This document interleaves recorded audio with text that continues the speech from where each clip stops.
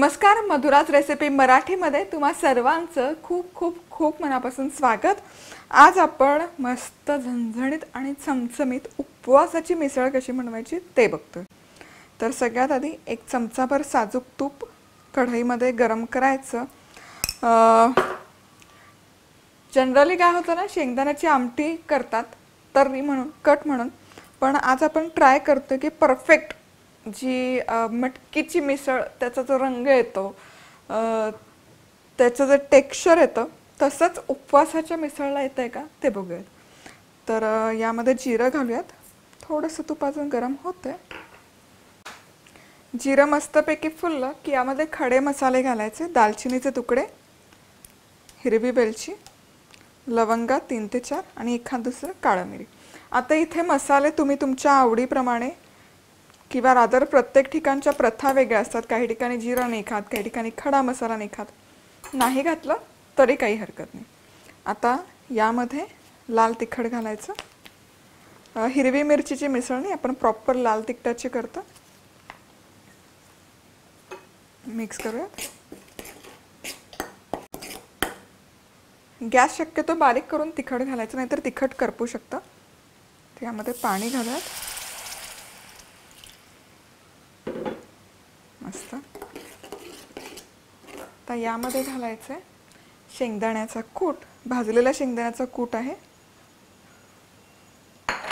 आणि त्याचबरोबर खोवलेलं ओलं खोबरं, ओला नारळ, इथे सुकं वापरलं तरी चालेल। आता हे मिक्स करूया। मस्त रंग बघा काय सुरेख दिसतं। आता हे मस्त असं परतून झालं की इथे माझ्याकडे रताळ्याचे छोटे केलेले तुकडे आहेत, आणि आता पाणी।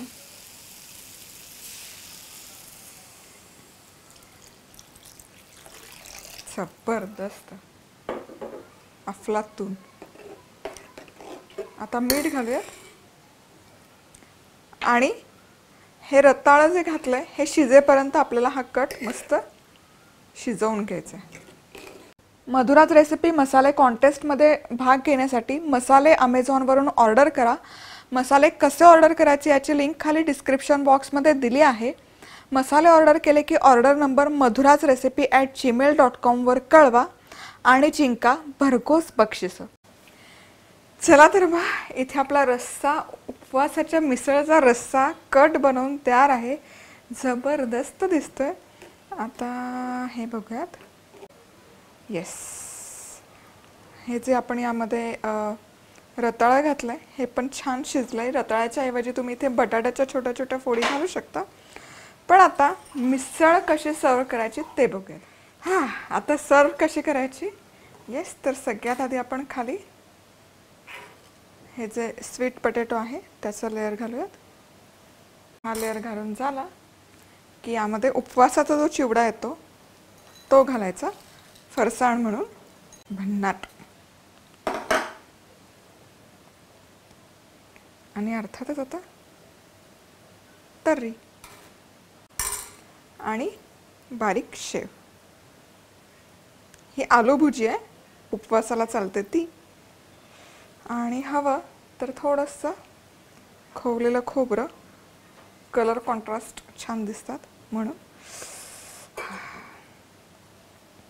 आणि बारीक चिरलेली कोथिंबीर। तुमच्याकडे उपवासाला चालत असेल तर, नसेल चालत तर नका घालू। कशी खायची, अशीच खायची, दुसरं काही घालायची गरज नाही आहे। हवं तर शिंगाड्याची पुरी किंवा राजगिराचा पराठा, राजगिराचं थालीपीठ याच्याबरोबर अफलातून लागते। तोंडाला पाणी सुटलं। सबस्क्राईब केलं नसेल तर जरूर सबस्क्राईब करा। अशाच खूप भन्नाट आणि अफलातून रेसिपीज आहेत। उपवासाचा ढोकळा, उपवासाची इडली, उपवासाच्या भाजणीचं थालीपीठ, साबुदाण्याचे वडे, आणि दहीवडा उपवासाचा, तो पण न तळलेला, उपवासाचं चाट, उपवासाची कचोरी, अशा अनेक रेसिपीज तुम्हाला मिळतील। खाली देते डिस्क्रिप्शन बॉक्समध्ये लिंक। तर आज वेळात वेळ काढून तुम्ही ही रेसिपी पाहिल्याबद्दल तुम्हा सर्वांचे खूप खूप खूप मनापासून धन्यवाद। पुन्हा भेटूयात अशाच एका मस्त चमचमीत रेसिपीबरोबर। तोपर्यंत मस्त राहा, खुश राहा, आनंदी राहा, आणि सगळ्यात महत्त्वाचं खात राहा.